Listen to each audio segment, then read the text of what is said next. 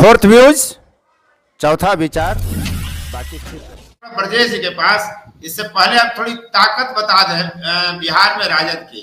2005 में 54 सीटें थी, 2010 में 22, 2015 में 80 और 2020 में 75 विधायक राजद की थी।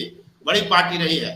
लोकसभा चुनाव में अगर देखें तो 2014 में 4, 2019 में 0 और फिर 2024 में उसके 4 सांसद रहे हैं। इसी तरह अगर जदयू की बात करें हम, चूंकि हम जदयू और राजद की ही बात कर रहे हैं, चूंकि प्रशांत किशोर ने दोनों को ही की ताकत को चुनौती दी है और उन्होंने इन्हीं पर कटाक्ष किया है। तो अगर जदयू की बात करें तो लोकसभा चुनाव में अगर हम देख लें तो नरेंद्र मोदी के उभार के साथ 2014 में राजद टूट गई थी और नीतीश कुमार अकेले 38 लोकसभा सीट पर चुनाव लड़े थे। मजदूरी मांगते चल रहे थे कि अगर हमने काम किया है बिहार में तो हमको मजदूरी चाहिए, लेकिन जनता ने मात्र 2 सीटें तब उनको दी थी। 2019 में वो भाजपा के साथ आते हैं और 16 सीट जीत जाते हैं, जबकि 2024 में 12 सीट वो जीतते हैं। बिहार विधानसभा की अगर बात करें तो 2005 में 88, 2010 में 115 सीट प्राप्त करते हैं, दोनों बार भाजपा के साथ रहते हैं। 2015 में वो राजद के साथ जाते हैं तो 80 सीट जीतते हैं और 2020 में फिर एनडीए के साथ जाते हैं तो 71 जीते थे, 15 में 43 सीट पर आ जाते हैं। तो हम बात करते हैं ब्रजेश भाई से। ब्रजेश जी, ऐसी स्थिति में क्या दोनों की ताकत को खारिज किया जा सकता है? प्रशांत किशोर जिस तरह से खारिज कर रहे हैं राजद और जदयू को, भाजपा भी तो अकेले दम पर कहीं नहीं दिखती है, कांग्रेस भी कहीं नहीं दिखती है। अगर आप देखिएगा तो प्रशांत किशोर के निशाने पर सबसे अधिक राजद है और तेजस्वी यादव। अगर वो नीतीश कुमार के बारे में कभी सकारात्मक बातें भी करते हैं और कभी नकारात्मक बातें भी करते हैं, और सबसे कम आक्रामक जो हैं वो भाजपा को लेकर है, जबकि वो मोटा मोटी कहते हैं कि हम नया विकल्प हैं। तब तो उनको तीनों पार्टियों सबसे आक्रामक होना चाहिए, लेकिन उनके निशाने पर सबसे अधिक तेजस्वी यादव है। तो इसी से स्पष्ट है कि उनका उद्देश्य क्या है और उनकी नीयत क्या है। इस बात को जगदानंद सिंह ने पकड़ा और सबसे पहले उन्होंने ही जो पत्र लिखा अपने कार्यकर्ताओं को, तो बता दिया कि प्रशांत किशोर पांडे हैं। इससे उन्होंने स्पष्ट संदेश दिया कि मामला क्या है। और इसी पर प्रशांत भी तो कहा कि जगदानंद सिंह राजपूत है।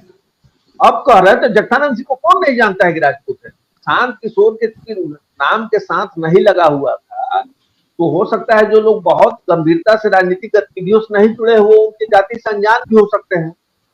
तो उन्होंने जो स्पष्ट इंडिकेट किया, क्योंकि प्रशांत जगदानंद सिंह का तो पूरा नाम ही जगदानंद सिंह है, सिर्फ जगदानंद थोड़े है, और इनका तो प्रशांत किशोर नाम है।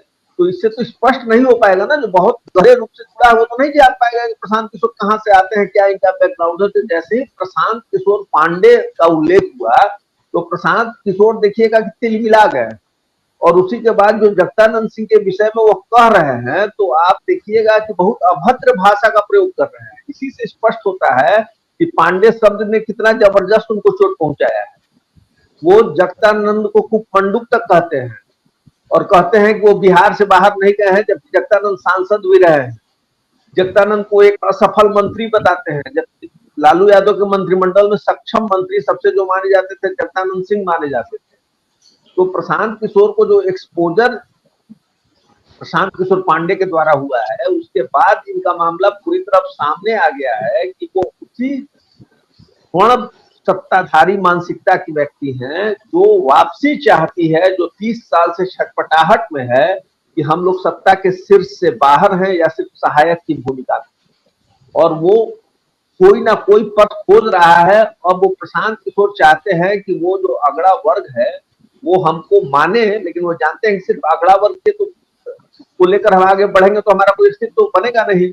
इसलिए वो आप देखिएगा कि अलग अलग वर्गों को संबोधित कर रहे हैं या बैठक कर रहे हैं। लेकिन जैसा कि डॉक्टर अरुण कुमार ने कहा कि सामाजिक न्याय पर या कहिए सांप्रदायिकता पर या सेकुलरिज्म पर उनका कोई स्पष्ट स्टैंड आप नहीं देखिएगा, वो क्या कहना चाहते हैं लोगों पर।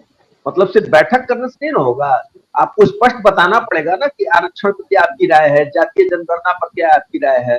तो आप देखिएगा जो इंटरव्यू वो दे रहे हैं तो जातीय जनगणना करेंगे ना, ठीक है, लेकिन कह रहे हैं कि उससे होगा क्या, उससे होगा क्या।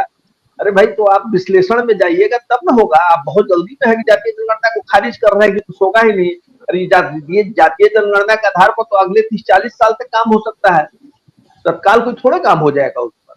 तो इस तो प्रशांत किशोर का अच्छा, दूसरी बात वो देखिएगा कि लालू यादव का जो कार्यकाल है राबड़ी देवी का 15 साल का, उसको सीधे सीधे वो जंगल राज कहकर खारिज करते हैं।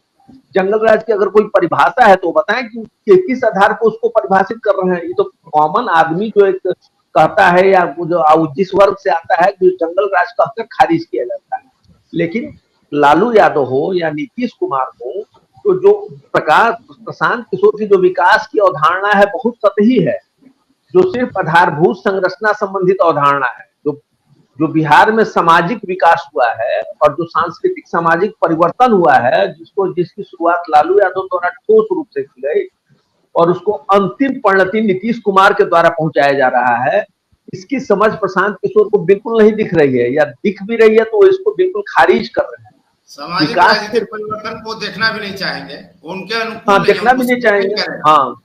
हाँ, तो इन्हीं सब कारणों से आप समझ जाइए कि उनकी मनोवृत्ति क्या है। लेकिन जब बात समझ जाइए कि उनके निशाने पर अगर सिर्फ सबसे ज्यादा तेजस्वी यादव है, तो इसका मतलब है कि वो किसके साथ है, इसको आप समझ लीजिए। और जब वो टिकट वितरण करेंगे तब और स्पष्ट हो जाएगा कि वो वस्तुतः किसके साथ है। फोर्थ व्यूज, चौथा विचार, बाकी